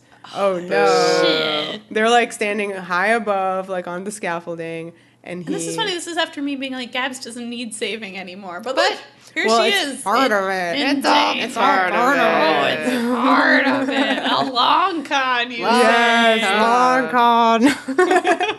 Zarat says that Xena might have stopped this sacrifice, but there will be more. And you know what? Maybe next time, Reverend Richard Wayne Gary Wayne from Kimmy Schmidt is going to have sacrifices made to him, Everybody watch Kimmy Schmidt. Yeah, everybody, Netflix, Kimmy Schmidt, amazing. I'm excited for the Choose Your Own Adventure movie they're going to do, I think, in the winter. Ooh. Oh, okay. That's exciting. They're going to use Netflix's technology. Yeah. Cool. All right. Okay, so they also have normal seasons of episodes, guys. So episodes. Watch it if you haven't had a chance. It's amazing. He puts the helmet on top of his turban, so it was very funny to look at. Yes, a hat on top of a hat. Oh, no. He wears many hats. Yes. Too many hats. Too many hats. So once he puts it on, he takes a step off of the scaffolding because he's expecting to fly, and guess what? He plummets. He goes splat. He does go splat. I thought they killed him, but they definitely made it clear that he's just injured. Yeah. Just very injured. Yes. So I love he was wearing the helmet. But again, Xena's he was wearing a helmet. Oh, Aphrodite at it again. Frank runs in worried about Janiyah, but she breaks up with him. I love this scene. Yeah. I thought this was super cute and nice, which is that she rejects him because it's time for her to be her own person. Yay. Yeah, and it's not to start her own cult. No. It's to convert the convent into a place to help lost souls. Yeah, and actually it's surprising how rare this is to see on Xena, a young female character who says, I'm going to define myself not by the patriarchal establishment that tried to condition me into sacrificing myself, or a a very man sweet finding little guy but who still being his wife. wants to be my boo. No, I'm going to do my own thing. Yeah, that was really cool. And Frank takes it very well. He disappointed, does. but he's sweet and friendly about it. Yeah, so that's nice to see. I was is the zealots, are they going to be cool with this? It seems like they're not, out of, their power is still kind of there. It's just their leader got hurt a little bit. It's true. It's a little, but I guess maybe, a little confusing. I mean, maybe they're well, she has Xena's help now, so we're something tells me she'll be able to take over that old convent of theirs without the zealots taking it back. Well, that would be cool to see Janiyah become a warrior defending her shelter. Shit. Well, she also dumps Xena and Gabs. Yeah, I love that. Yeah. She dumps everybody. Sisters doing it for themselves. Oh, yeah. So yeah, she's going to turn the convent into a shelter for those in need. Yeah, and she gives Gabs a flower because it's her birthday. That's nice that she even thought to give That was her a nice, present. yeah. And then Xena's like, okay, you know what, guys? Like, we gotta get out of here because we have a show to catch. Yeah. Okay, okay. Sappho time. Yeah, yeah, Take yeah. Gabs, I some wonder eyebrows. if this is all meta. They keep trying to catch Sappho. They get 2 chances at it. They miss it both times. That's sort of the show trying to put on their Sappho episode, which we are okay. we are about to talk about. That's fair. So I also really love Aphrodite's just sort of insinuating tone when she says, "Have fun, you two." Fun, you And I two. totally wanted to ask you guys what the deal is with her line that then she says to Frank and Janiyah, where she's like, "Oh, you're friends now? Like, I can work with friends. Some of my best friends are friends." Yeah, I don't know. I was like, is this a reference to Xena and Gabs in the way of friendship? The way of friendship. In like, yes. in like a hilarious Does way. friends and Xena just mean like we fuck and you won't know about it? Is that how she's interpreting Frank and Janiyah's relationship now? Maybe. I mean, I think it was supposed to be just a line that's funny. I guess. But I like what you're thinking. Yeah. I like that. Also, maybe she's. It feels tongue in cheek. Yeah, I think. I think sure because feels it's like that's what the kind of like the verbiage there is just some of my friends are Friends. gay or whatever, Yeah. like et cetera, et cetera. So there's subtext in that line. So. For You know sure. where there's not subtext? The next The scene. next scene. Yeah. I guess it is, but I mean, it's not. It's absurd. That next scene is like a fucking absurd. It is beautiful. This is a delightful scene. They don't go to the concert. They don't. Yet again, I was like, this was Xena's plan all along. Because what is better than a beautiful sunset picnic with the one you love, It's the golden, lovely sunset light in this scene. Yeah. So pretty and Yeah. warm. Yeah, Makes you everybody feel looks comfy so and- beautiful. Yes. Everybody's glowing. Maybe because they're pregnant. Maybe just because they're happy. Both. Maybe because they have lights on them That from the too. television show. Just doing a beautiful scene setting job. It just feels full of warmth and love. Full of love. And I have to say that the way Lucy and Renee played this scene, because it is a very schmaltzy scene. It is beautiful. adorable. And they though. keep it from feeling saccharine. Exactly. Oh my god, it is like the most real It acting just and feels, performance. yeah, It's and so genuine. real. It's very genuine, and like Xena's reactions are very interesting. They're so Xena as well. I agree. Ugh, Yeah, everything about this. feels like Xena did not read the poem in advance. Yeah. That was good. Well, yeah. that is my Xena doesn't know how to favorite. read. Yeah, well, that's why she was very pleasantly surprised to hear it. Okay, so she said this is where she says like she didn't realize that there was only the one performance. So that makes us think that maybe she deliberately missed the first one. Yeah, as really I don't know. believe that she intended But to that go would to be, this like, thing part at of I think all. maybe shit just happens. Yeah. I don't know. I mean, Liz Friedman, in her interview, was saying that it's really difficult to, be a war hero, a warrior princess. But you can't make plans. And you can't really make plans. And like Right. shit came up, so she missed it or Yeah, whatever. exactly. I think she did plan to ideally take she her thought it was gonna another night. happen.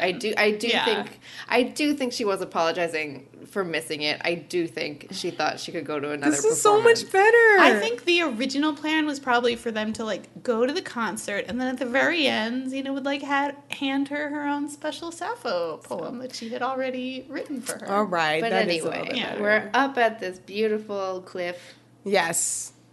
Xena pours wine for them. I was like, oh yeah. But it's the fucking dribble cup. See, I was so like into the scene, I didn't even register this happening. The dribble. This cup. is the accent is all over the place.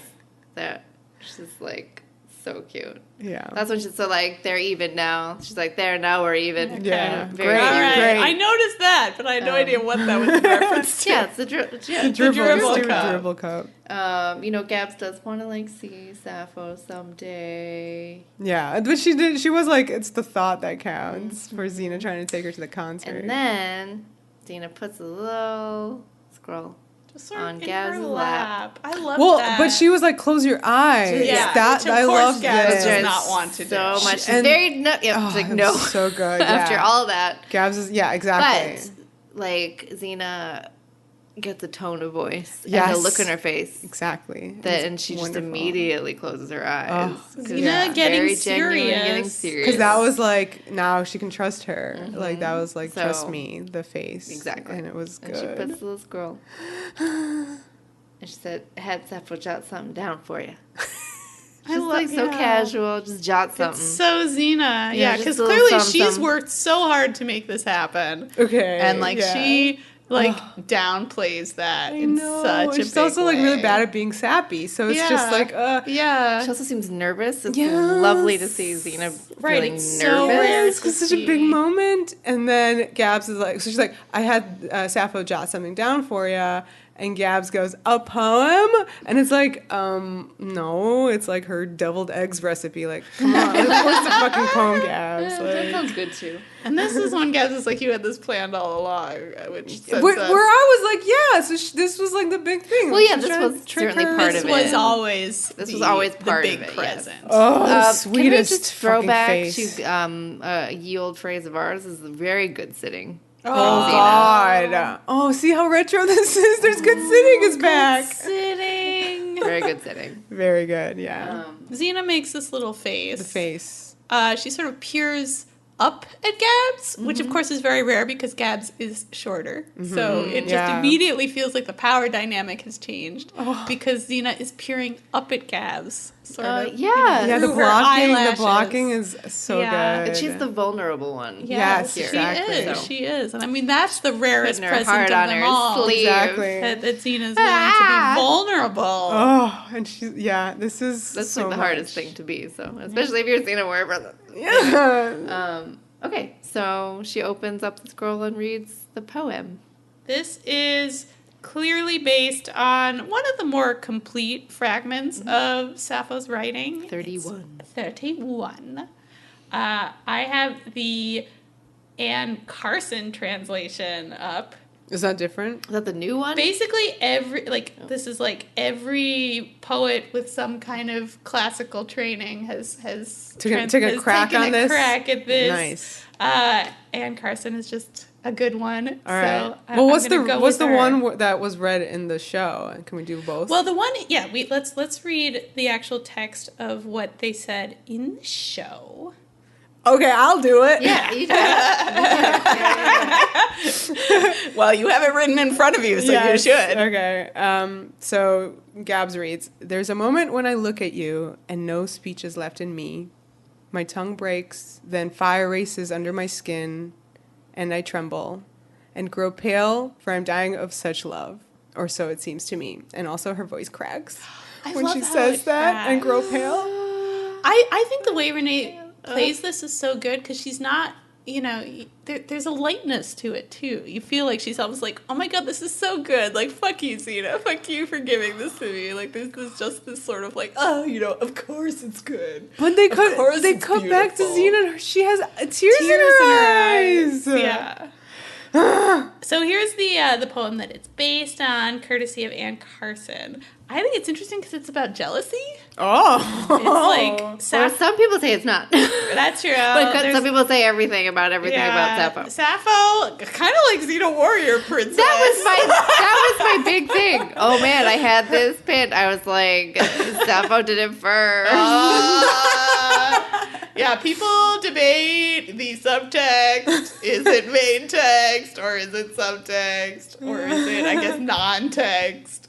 But anyway, here's her poem about being mad that her girlfriend's talking to a guy. Oh shit. He seems to me equal to gods, that man, whoever he is, who opposite you sits and listens close to your sweet speaking, soft voice, and lovely laughing. Oh, it puts the heart in my chest on wings, for when I look at you, even a moment, no speaking is left in me. No, tongue breaks, and thin fire is racing under skin.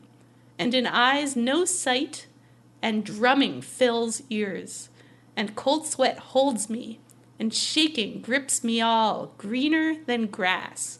I am and dead, or almost, I seem to me. But all is to be dared, because even a person of poverty, it's a fragment, So who knows? The Oh, end. shit. You can kind of tell. Yeah. I like the way Ann Carson translated it, so you can kind of hear the fragment. A little bit of that sounded like how they speak on Spartacus. Oh my god! Like the rhythms, Spartacus! rhythms I of their see that. like drums and ears. Sappho has she invented a meter, the Sapphic meter. So maybe they're using the Sapphic meter in certain scenes of Spartacus. So I think that's really cool because you definitely see the similarities with what Xena's done. But I love that the Xena poem is original. Like, it's meant to sound like Sappho and evoke that kind of longing of Sappho, but like not actually be a Sappho poem. But this is, and I also like that this isn't part of some kind of like, you know, a longer piece with some sort of jealousy about a man or whatever. Maybe it was. It seems that she just wrote this part as like an original piece for. What do you think? What was Xena's direction? She was like, Sappho, can you write she me? had to. So she says, "I am Sappho. Jot something down for it." She had to commission a poem for Gabrielle from Sappho. Yeah, but she knows who Sappho is. Like Sappho, very famous, like historically super famous, like super shitty that like nothing is left. Xena would have known, like I feel like, what kind of poem she was getting, maybe. But it could have been anything. Could have been about pooping. She said, "Could you please write a poem for my best friend for her birthday?" And I'm sure Sappho was and like, Sappho's wink, like, I wink, got your this. best friend. I got it. I got this. Thin fire, right? Yeah. Like, I mean, it's dying very... for such so, love. But what's interesting is that, like, Xena makes a very interesting faces. Yeah. Like, so Lucy has a performance during Gabrielle's, like, reading of this poem where she seems confused by the content. It's a facial journey. It's a face journey, but I don't think ultimately she is, like, mad about it or anything like that. Like, but she does seem confused a little bit. Would you not agree that she makes some kind of... What? Yeah, I feel like... Yeah, I think it's news to her. maybe she expected it to be... First of all, maybe... Well, not first of all. I'm positive Xena is not familiar with Sappho's work. So, she knows Gabs likes But Sappho. she knows it, Jazz. But you can know somebody likes the thing and, like, not actually go there yourself. Yeah. So she asked her to write this whatever to her. Prompt maybe was like, yo, it's my wife's birthday. Can you write something nice? Write something That nice. sounds like the prompt. Yeah. Maybe Sappho asked her a few questions. I mean, I kind of, that's what I see in Xena's face, is that whatever she told Sappho, like, Sappho So I was like, okay, I get it. Has, like, Xena's like, oh shit, I feel more seen Well, than I want to be. That's exactly what it was that's worth. Did I make a face that told Sappho hot fire running under my skin? She must have. She didn't know what she was going to hear, and when she heard it, it was literally like, she sees me, and like that's, I mean, not because the things about being seen, but like, she got a piece of Xena's true feelings down on paper or scroll, and like Xena was really surprised by that and like very shook. I mean, just her reaction, and also like to hear, you know, the words coming out of Gabrielle. Yes. It was an extra layer absolutely. as well. So there was Gabrielle telling Xena how Xena feels about Gabrielle. Yes, and it was such a a mirror to her ears, if anything. I'm crying. I mean, it's so moving. Like the way that they did it, everything is so moving. Like her, you know, how Gabrielle's voice cracks, how Xena, they cut back to Xena, her eyes are just tearing up. Anyway, this is in this program, like it's their fourth to last episode. We've called season 6 a season that gives no fucks. Like everybody, I feel like watching mostly aware of Sappho and what Sapphic means, and like hearing this particular fragment that they chose, which is like unmistakable and very romantic and very sexy and very full and of like longing. And the longing. fragment kind of makes it clear that it is about another woman. Exactly. It's a female poet writing about a woman. This is text. This is like not, you can't, I don't know who still argues that it's not text. It's just so clearly happening in front of your eyeballs. And in your ears. Yeah. Anyway, the faces are out of control. Oh, they really are. Then really great. when Gabs finishes reading it, Xena has to sort of like, put up a front like, oh, that was silly or whatever. Right. We just did definitely some didn't give me poetry. feelings at all. Yeah, she gets all teary and she cries and she's like, it's She beautiful. hits her with the hits her with scroll, it. It's and she's so like, perfect. it's beautiful. It's like such a good way to like diffuse the tension yeah. that I know No, she it's knows so that sweet. is happening. Like, and it's just very perfect. They get up and then they hug and it's like a lovely little hug. It's still this show, so they just hug, whatever. And then The strap-on will be there they later. put on the hat. The squid, the sex squid. And Xena is like, it's not over yet. Her birthday, because the Gabs is like, this is the best birthday ever. She did say that. And then she puts on the hat and they fly off They into have the their beautiful, the warm, Hermes lovely hel- sunset. But questions about how she's holding her up and flying with her that way. Who Jack, cares? I'm flying, Jack. Well, should be Superman holding Yeah. her. No, this was more. They were equals. Equally flying. Yeah. She should have held her like ridiculously I didn't in need front of her. I didn't need that. I liked I would have loved the flying off Superman hand in flying. hand. That would have been That's extra true that beautiful. it's such an iconic image. Yeah, for sure. But anyway, Romantic, okay. without questioning how they're doing the flag, they did have a hilarious little journey into the sky. And then she goes, "Happy birthday, romantic. Gabrielle." And they fly Yeah. off into Happy the sunset. birthday, Gabrielle. Yeah, they fly off into Oh. the sunset. Gorgeous. Which is odd to me that some people don't watch this episode, it seems like. Well, It seems yeah, for like people who consider When Fates Collide the the finale.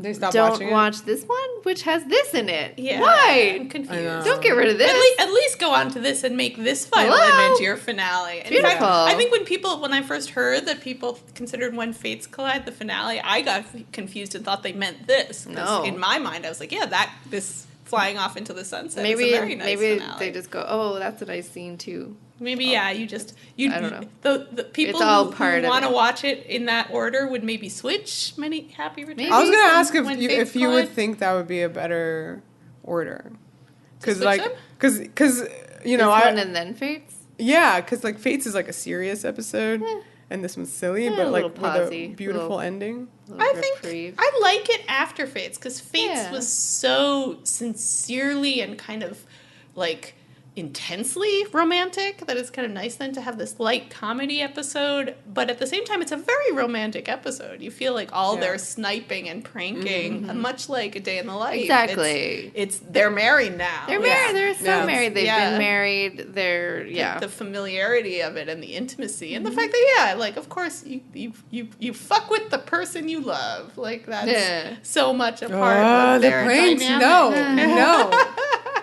Wow. But yeah, and the fact that clearly you just see how much Gabrielle's birthday matters to Xena and how much she wants to get it right. Like Yeah. that's kind of underneath And the what whole a thing. gift. What Yeah. a gift. Yeah, It's she got it beautiful. very right. So yeah, I actually really like it coming after the other episode, and that it's a different kind of version of the same thing. Like Yeah. let's show how important their relationship is, and in some ways this feels even truer to it than When Fates Collide to me, because this is just so essentially them. Yes. So now this was supposed to be a completely different episode, huh? So, well, that's a long story. Maybe not this episode just in particular, but there was supposed to be a episode about Sappho. And this is going all the way sort back of- to like season three. Yeah, season 3, very season early. 4. So like, there's an idea that had been batted around for a very long time, and then I feel like you got the pieces of it with the Sappho references being in this episode, which is why we wanted to talk about it with this one. And it actually came up a few times, I feel like, on Twitter, where people will associate People kept saying, this you know, sort of when lost are you going to script. talk about Last Chance? And we were like, when we have a last chance. And Happy Returns. So there was supposed to be, or there was ideas about Sappho, like being an episode in the show. I feel like there's all sorts of different iterations of it, but what fans generally reference is this unproduced, and I believe, like, I don't know how many drafts it got, but you can read it online, script for an episode called Last Chance that would have been for season season 6. It would have filmed in February, so it would have been one of the last episodes. It basically would have filmed in place of this. This was written very quickly, Many Happy Returns. Like, they just sort of brought Liz Friedman in and said, like, we had an episode fall through. Can you quickly just jot off? Last Chance jot was something down for the fans. So it fell through. We don't know exactly what happened with this script. It might have been a rights issue. It might have been a quality issue. Because it was, so the deal is this was written by Melissa Good, who we know as the writer of Legacy and Coming Home, and the Soulmates series. In the Soulmates series, yeah. So came from the fan universe, and it would have been like basically a disco musical about Sappho, and it is like this sort of Midsummer Night's Dream, mistaken identity tale where it's so early Xena with the mistaken identity, because you have Xena clones and Gabs clones, and there would have been a Gabs clone, which is interesting. So Xena and Renee and Lucy would have been playing Sappho, and then a original new character named like Morai or something that was like Sappho's sidekick. So there was all these sort of sidekick parallels, crazy mistaken identity parallels. And we should say that Renee is playing Sappho. Which is Lucy would have played the sidekick, so there would have been some interesting power switching dynamics there. Yeah. Yes. So you can read it, and we read it, and I want to say, like, number one, I don't want to judge things based on, like, it being, like, unfinished. So, like, this definitely, I don't know if it, like, got, like, a pass from anybody on staff yet. I don't know what I read. Like, we don't know what they told Melissa. I don't know what they told Melissa Good. Like, it's no, like, I don't mean to be in any way, like, I loved her other episodes. I love her fic. The episode as is reads very, like, amusing as something that is not an episode, and I'm kind of very glad isn't an episode, because it doesn't make a lot of sense when you read it. There's, like, stuff that's, like, missing from it. So confusing. Like, there's literally no plot in it. And I mean, Liar Liar, which was another kind of, like, offshoot of this idea. Like, it doesn't have a plot. I think we can agree. But the liar. This makes Liar Liar look like solid backbone. There's this whole thing with, like, Aphrodite wants to convince, like, her son, who has a name I don't know, to fall in love with some other girl who we don't know. They need to be convinced that, like, love exists. Sappho, as played by Renee, would have been very mean to the person who is the, like, Xena clone, in a way that I found very disturbing. It was not bordered onto, like, emotionally abusive. To me, it was like the Glenn Close movie, The Wife, because, like, it turns out Mariah has been, like, helping Sappho with her lyric poetry. Has been like writing the songs, which sounds like Mariah wrote, like, Sappho's poetry. The real Sappho. And Sappho is just this a-hole who, like, is taking the credit, and her, like, completely gaslights her. Oh man! So Sappho's the worst in this script. I love the idea of, like, it being a musical, because, like, Sappho's poetry is meant to be, like, actually, like, sung, like, lyric poetry. So, like, that's fun, and it would have been all, like, disco music. So, like, as we played, like, Last Dance at the beginning, and, like, Knock on Wood, and, like, Don't Leave Me This Way, and I Will Survive, like, all these songs. So, like, maybe they couldn't afford it, I don't know. There definitely must have been an element of that. Gotten those songs or what have you. I think what is, like, very crucial to the, like, fan world of this show, however, is that in this script, Gabs is writing a poem, and the poem is the lyrics to the Donna Summer song Last Dance. Or is it Last Chance? Last Dance. And at the end of the script, like, based on all these, it's, like, too complicated to go into, like, all the nitty-gritty detail of the plot, but basically Xena needs to, like, stop Gabs and, like, just put on this big display of like real true love, and she does so by singing the song Which Gabs has written to Gabrielle. It's hilarious because I feel like some of the lyrics are so on the nose about Xena being like, when I'm bad, I'm so bad, I need you beside me because I'm so bad. Anyway, it's so Lucy would have like been singing this to for real. I don't know if, I guess Renee would have done some singing, probably would have dubbed her. They would have dubbed her because there's a lot of singing, like for singing. Both of them. And so like the big deal to not like beat around the bush is that they just, as quote unquote, like kiss, like pat kish, they kiss like passionately and intensely for real, and thus is like this sort of looked at this like kind of like apocrypha script where Xena and Gabrielle kiss without any kind of qualifier or any kind of, although you could say convinces that these characters, you could say that the qualifier is that they're performing for, they're doing it to convince these audience. Two characters about love or but something. There's so much in it too where like Sappho is like really into Xena and like is really like coming on to her like really hard all the time. This is the part that was both it was gonna be like weird to me and sort of most fun.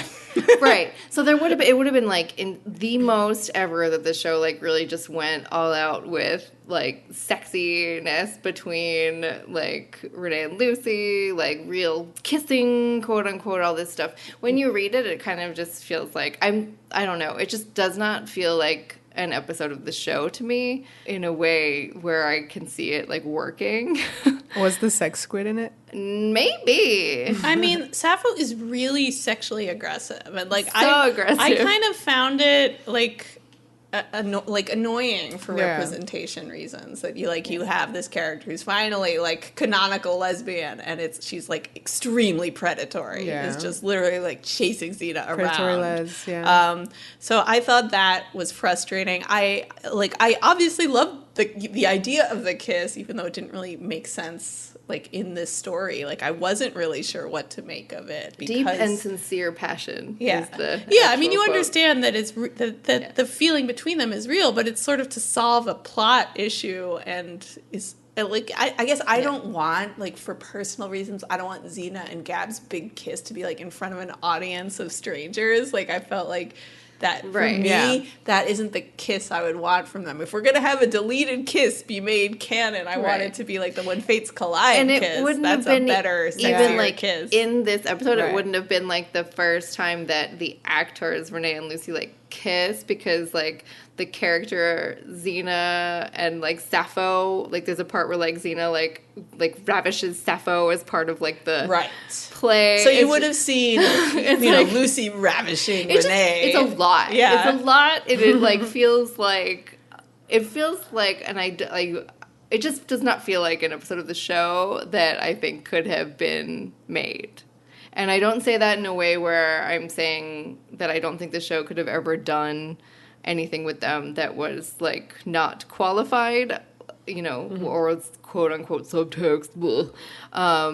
But it just doesn't. It's fun to read, but it's like it's very, I don't know. I don't know what would have ultimately happened if they did go through with it and like then like probably went through like rewrites and stuff like that. And again, it's really like what you're reading is a draft. It's not like a finished product. But I definitely feel like the idea of like Lucy as Xena doing all this like disco is super fun. Like, and of course, it's amazing that then they did eventually. And then they do did it with Pleasure Dome. Yeah. So like, and I didn't see it, but I know some people listening have. So like, they know what that might have been like. There's also something similar. I feel like at the time that was like a long running thing. I think is just closing in Boston, called The Donkey Show, which is a disco musical about Midsummer Night's Dream, which this references. So I feel like that kind of was happening at the same time.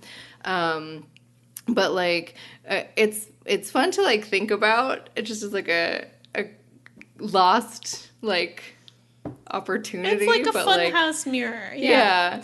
And I mean, obviously, it would have been really interesting to have like the character of Sappho on the show, like seeing Xena's version of this very mysterious and important like female figure in history, and having been played by Renee, like that was I think inspired. That would be cool. In an earlier version, it was going to be Lucy, and then in an even earlier version, it was going to be Katie Lang. Right, the history of this Sappho episode. That wanted to be on the show for forever. Yeah, that would kept coming up. So they tried so many different versions. It's clear that one of the clearly homophobia was an issue with why they were never able to bring this to the screen. Though I think this disco version, it's probably more they couldn't make it work. I feel like by season 6 they probably could have done a Sappho episode, just not this Sappho episode. Yeah, and we did get this.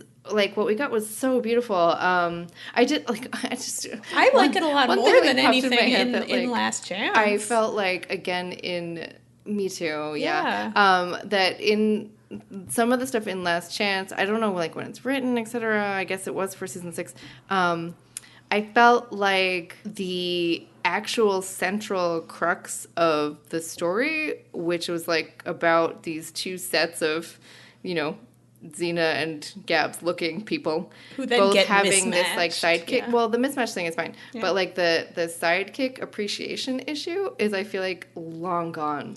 That's with Gabrielle, really good point. And I don't think it has anything. I don't think it has any relevance to her right now anymore. Yeah. I really don't. So that's not the right and take. She wouldn't have been in any I guess watching it play out with this other set would have been what was interesting, but I don't feel like she would have the sidekick thing would have just been her. It's not really telling you anything new about their It should be more it would have been more oh, I've been there. Yeah. So maybe that was what the angle was. But at the same time, she was never in the situation Mirai was in, because Mirai was being abused and exploited. And I know. Yeah, the episode is so unaware of just what it's done with the character of Sappho, who's actually repulsive. Yeah, I just think he's so sad. I mean, it would have been cool to see Renee play this villainous character. Yeah, but anyway, so I feel we're knocking it a lot. It's super, as a fan and as someone who loves Xena and Gabrielle, obviously I read that part of them, singing this fucking disco song and then making out all over the stage. Who doesn't want that? That's so great. Obviously I would like to look at that with my eyeballs. That's fun. But, just as, an episode on a whole, I prefer what they many happy returns, and I prefer this beautiful, beautiful poetry giving scene that we got, which to me feels so much truer to the spirit of Sappho and to women loving women and to this show. And then if you really want to hear these two people sing that song, you can. It's on YouTube. Oh my god! Because they did it together at XenaCon 2001. It's very delightful. People cannot sing. One person in particular. One people. Props because it's 50 bajillion people in that room, and I can't sing, and I could never. So they're just such good sports. But and it's referenced to so they Lucy and Renee sing the song together, and then I think Renee says it would have been in the musical. But it's an offhand, so they knew about. So they were gonna knew shoot about it. It was pretty close to actually being made. Yeah. So that goes to show you that even they're very keenly aware of it as a thing. Obviously lots of contention happened back behind the scenes where it was either too much and then also too much in terms of music rights, and just so it's interesting as something to read. I recommend going and reading it for fun. But I love the scene at the end of this episode, so I cannot imagine not having it.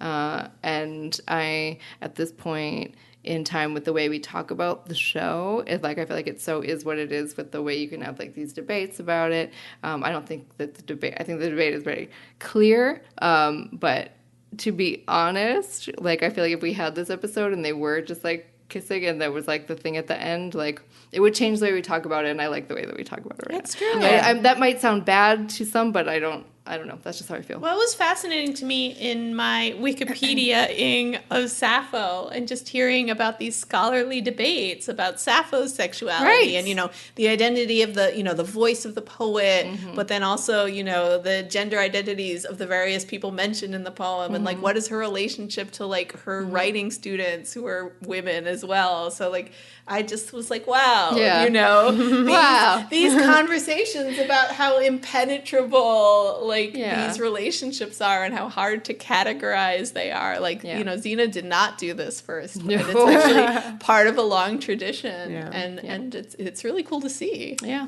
So go read it. Like it's definitely super fun. Like for sure.